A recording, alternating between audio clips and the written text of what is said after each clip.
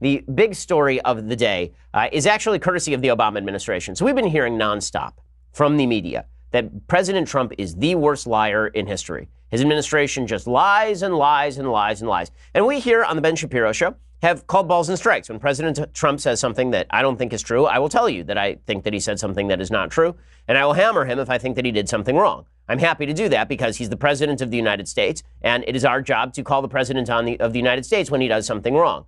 But one of the things that conservatives find so incredibly galling about the media coverage of President Trump is that the media are so eager to use the word lie about President Trump in every possible context, but they will refrain in every possible context from using the word lie about President Obama, and they did for years. Well, it turns out today, a stunning report from the Associated Press, the Obama administration, shock of shocks, was lying to the American people for years on end about helping out the Iranian mullahs. So when we talk about President Trump lying, when the media talk about it, usually what they are talking about is President Trump is fibbing about his inauguration crowd, or President Trump is fibbing about a note that he wrote about Donald Trump Jr. in a Trump Tower meeting, something like that, something that really has very little to do with governance per se.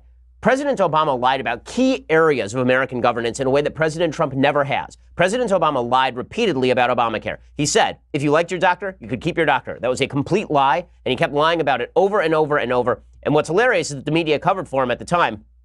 I believe it was PolitiFact that originally said that that statement was half true. And then 3 years later, when it turns out that it was a lie all along, they called it their lie of the year, which is just incredible and demonstrates how biased all of these sources are. President Obama lied repeatedly about his treatment of illegal immigration. He said 22 times he did not have the executive authority to unilaterally suspend enforcement of immigration law. And then what did he do? He unilaterally suspended enforcement of immigration law. So he lied 24 times about that issue, and the media basically let him get away with it. The Obama administration lied repeatedly about Benghazi in the aftermath of the murder of 4 Americans in Benghazi in a terrorist attack, a pre-planned terrorist attack. The Obama administration lied and lied and lied. First, they lied that they had not denied security. Then they lied and said that the whole thing had been caused by a YouTube video when it clearly had not been caused by a YouTube video. They lied repeatedly. They lied when it came to the IRS. The Obama administration lied on issues of serious national policy. Okay, Trump lies because that's what Trump does about silly things on a lot of issues, right? Trump will fib, for example, about the Philadelphia Eagles kneeling for the national anthem, and I'll smack him on it, as I did on yesterday's show. But typically the stuff that Trump lies about tends to be rather small potatoes when you compare it to the actual central policy ramifications of the stuff that President Obama lied about. Today's story from the Associated Press is the most obvious example. So, according to the Associated Press, the Obama administration attempted to end around its own sanctions in order to give cash to the worst terror sponsor on the planet. So while the Obama administration was pitching the Iran deal, while they were suggesting the Iran deal was going to be some sort of great savior of the moderates inside Iran, and at the same time saying that Iran was not pursuing terrorism, they had sanctions in place.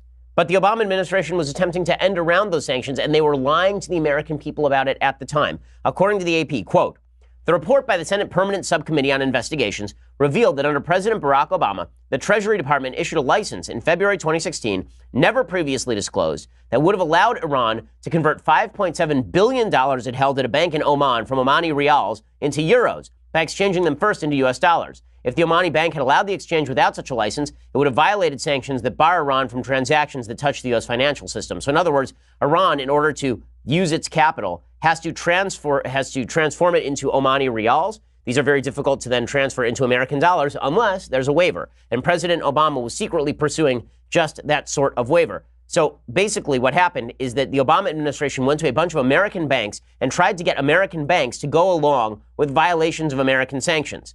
They were to issue them a waiver. And these banks said no. The bank said, listen, we don't want to be caught up in the middle of this. We're not going to run money for Iran on your behalf. Only the fact that U.S. banks did not want to violate American law prevented Iran from getting its hands on $5.7 billion more in American dollars. Senator Rob Portman from Ohio, he says, quote, the Obama administration misled the American people and Congress because they were desperate to get a deal with Iran. So at the same time that Obama was pursuing this Iranian deal, which was a garbage deal from the very beginning, they were lying to the American people, saying the sanctions were fully in force and that they had no intention of becoming money launderers, essentially, for the Iranian regime. At the very time, they were attempting essentially money laundering for the Iranian regime. The Obama administration repeatedly lied over and over again about their supposed unwillingness to allow Iran access to the U.S. financial system. Obama Treasury Secretary Jack Lew even testified before Congress to that effect, which could amount to perjury. So, what does Team Obama have to say about the fact that they were trying to help out Iran so Iran could avoid sanctions? passed by the United States Congress, held globally. What was Obama saying at the time? Well, they were saying that they weren't doing it. And now what are they saying? Unnamed Obama officials, according to the AP, said they were acting, quote, in line with the spirit of the deal.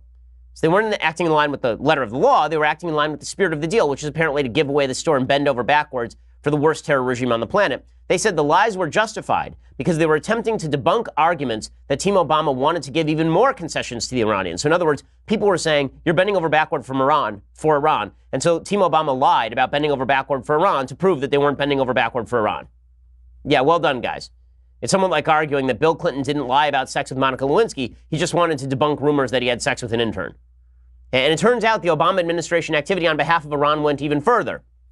In March 2016, this is according to the AP. Okay, it's not a right-wing news source. According to the Associated Press, in March 2016, Obama officials, including the execrable Secretary of State John Kerry, quote, fanned out across Europe, Asia, and the Middle East, trying to convince banks and businesses they could do business with Iran without violating sanctions and facing steep fines. So the Iranians were complaining, listen, you guys want us to sign a deal with you, and we have signed a deal with you, but we're not seeing the benefits of this deal, so why don't you go out there and act as our PR agents?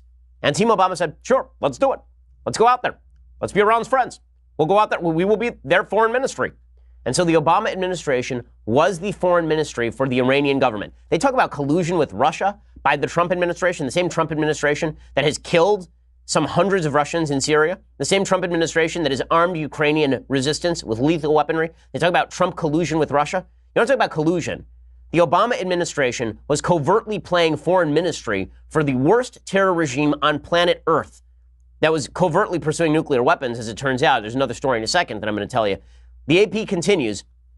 In the same week, the AP reported that the Treasury had prepared a draft of a license that would have given Iran much broader permission to convert its assets from foreign currencies into easier-to-spend currencies like euros, yen, or rupees by first exchanging them for dollars at offshore financial institutions. The draft involved a general license, a blanket go-ahead that allows all transactions of a certain type rather than a specific license like the one given to Oman's Bank Muscat, which only covers specific transactions and institutions. The proposal would have allowed dollars to be used in currency exchanges, provided that no Iranian banks, no Iranian rials, and no sanctioned Iranian individuals or businesses were involved, and that the transaction did not begin or end in U.S. dollars. In other words, they're going to cover this up as far as it could possibly go, but it was the American government helping out the Iranian government. Obama administration officials at the time assured concerned lawmakers that a general license would not be coming, but the report from the Republican members of the Senate panel showed that a draft of the license was indeed prepared, though it was never published. So in other words, they were pursuing it at the same time they were lying and saying they weren't pursuing it.